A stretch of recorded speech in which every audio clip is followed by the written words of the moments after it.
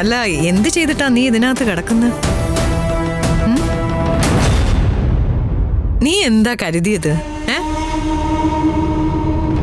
പത്മ ഇത്രയ്ക്കും വളർന്നത് ഒരു പണിയെടുക്കാതെയാണെന്നോ?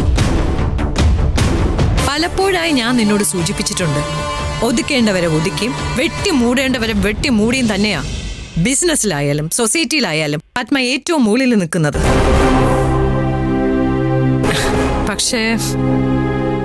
പക്ഷേ എന്റെ മകൻ കാണിച്ചൊരു സാഹസത്തിന്റെ പേരിൽ നീ എന്നെ വെല്ലുവിളിച്ചു. അതും എന്റെ മക്കളുടെ മുന്നിൽ, എന്റെ ഭർത്താവിന്റെ മുമ്പിൽ, എന്നെ സ്നേഹിക്കുന്നവരുടെ മുന്നിൽ, ഒരു സൊസൈറ്റിയുടെ മുഴുവൻ മുമ്പിൽ പത്മയുടെ അഭിമാനത്തിന് നീ വില പറഞ്ഞു.